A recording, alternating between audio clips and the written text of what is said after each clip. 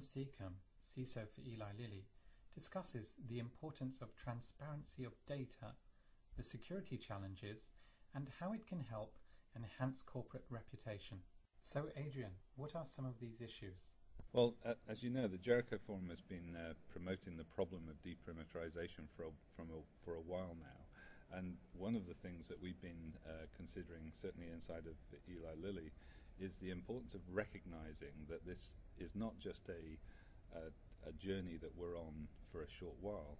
We are truly going to be living in glass houses in the future. The concept of transparency is going to be something that organizations need to get used to and be able to figure out how to live with. So there's some... Sorry, now when you say glass houses, are you saying that everyone is going to be able to see everything that you do? More and more, I think our world is going to be in that frame. I think it's actually an inevitable outcome of the way in which the internet is progressing, and they're going to be able to track down things that you won't necessarily have wanted them to see.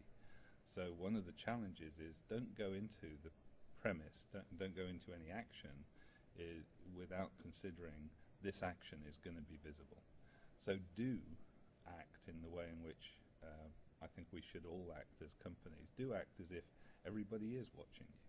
Do act as if the values of your organization are going to be exposed, and so make sure that you actually live up to your values. Don't consider any other behavior other than one which is values-based. So I think it's actually quite an useful frame to consider as we're going forwards, but it's also something to recognize that it's actually orthogonal to the issue of privacy. So on the one hand, we're actually going to find ourselves in a world that is going to be transparent, and on the other hand, we've got the challenge of needing to protect the privacy of our customers and partners. So there's going to be some very interesting challenges going forwards. In fact, recently on the radio, one of the interviewers was just pulled off because of BBC couldn't actually protect the privacy of the other party. So there's some very interesting dynamics about wanting to be transparent and open, and wanting to manage the privacy of the individuals on the other side. And I think organizations will need to really think very hard and put in place processes, mindsets, procedures to balance this tension between the oncoming transparency, the transparency that we'll find ourselves in a very very clear light of, and the privacy that we need to protect our customers. Why do you think we are going to be living in glass houses? And I mean, what makes you think that every company is going to be transparent? I think that the term is actually the way in which you used it this time. The choice of being transparent versus finding yourself in a transparent frame are two very key distinctions. And certainly the things that we're actually proposing in the organization I work for, Eli Lilly, is trying to move to the high ground of being transparent, because transparency will be occurring. So one example of that would be, for instance, in clinical trials. We're one of the first pharmaceutical companies that published the clinical trial results, move that into a domain that could be overseen and seen by others, rather than actually wait till somebody causes us to publish it.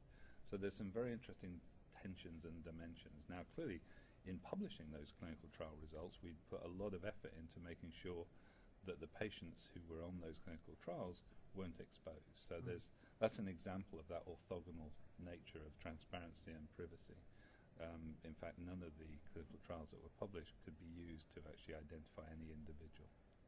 Right, so that's very interesting, and rather than waiting for potential scandals or whatever, you're saying if you live the values and people can see you living the values, you don't even have to worry about reputational damage. Especially if you've already moved to the frame of not only am I going to live the values, but I'm going to be transparent while living the values, and that's a choice, and I think you picked it up very clearly. This transparency is coming at us anyway, so make a choice of actually being transparent, and I think the results can be a lot more positive, both for the customers and for the companies who actually do it. Now, the security aspects of this, how does that work? Well, one of the things we touched on just now was in the example of a clinical trial frame. We wouldn't want to be exposing the privacy of the patients who are on the clinical trial, so we'd need to make sure that we do everything in our power to separate those aspects of the information and make sure that stays confidential, whilst actually being public around the results of the clinical trial. So there's some very clear delineation that needs to occur. It's not just show off all information and make that all publicly available. It's making very clear distinctions between what you want to be transparent about and what you need to make sure is maintained to be private. And presumably you'll need some kind of audit or verification mechanisms in place to... Absolutely, and those are already in place because of the regulations that exist today, so that it shouldn't be a surprise whether it's from HIPAA or a number of other different regulations from the FDA, the number of different EU privacy regulations that have been instantiated in law across the European governments. I think it's important to recognise, though, that taking the high ground and being transparent is actually going to be a very key step in our journey as a company. Right. From your experience so far in your journey to being transparent, are there any tips, any painful experiences that you've had on that journey that if you went through it again, you'd do it differently? Well, there's the accidental transparency. I mean, I don't think I'll be exposing anything that you don't already know of as a security professional. Unfortunately, Lilly was one of the earlier exemplars of why it's important to actually maintain privacy. We made transparent or made available information about the names of depressed patients in the Prozac email situation. That was one of those examples that helped us understand that it needs to be a very clear balance, and protecting the privacy of patients and protecting the privacy of our customers is paramount. We actually created a chief privacy officer to instantiate that and make sure that that is not just something that we want to do, it's something that we accomplish on a day-to-day basis. In other words, one thing that other people can learn from your experience is to have someone in charge of privacy or privacy. I always get that word wrong. Should I say privacy or privacy? I've no idea which is which is why I tend to use both now, just to cover myself. So apologies for introducing both terms. So one thing that we can do is get and assign someone to be in charge of privacy across the whole organisation. Absolutely, and I think those tensions are going to be very valuable to recognise that we need to make sure that there are justifiable reasons to try and maintain the confidentiality of some information, especially as it pertains to the privacy of our customers. What about internal marketing and having people coming on board, getting stakeholders on board internally to have the employees start understanding the value of transparency? Did you have to go through any of that? We're certainly starting that journey. I can remember when the decision was first made to put the clinical trials information out on websites.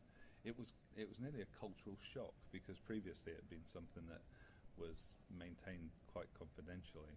So the move to actually say, no, we really do want to share this, it took our then CEO to actually say, no, we really do want to share this, to actually blow past some of the tensions that create when you change a culture. So I think cultural change is going to be very key, and we've actually got a number of activities going on around information culture change in our organisation, because making sure that we share information appropriately and collaborate is going to be very key as we take this journey of transformation. And presumably that takes 6 months, a year to trickle through the whole organisation? Well, I don't know exactly the timing it takes for any one company, but I know that Harvard Business Review actually stated that any major change in an organisation, I think this is about 4 years ago, maybe 5, it takes a year for every layer of management was their prediction. Right. So, and obviously it's going to be situational, depends on the size, depends on the current state of the culture. Yeah, and so. absolutely. Okay, well, thank you very much for those insights, Adrian. Okay, been a pleasure.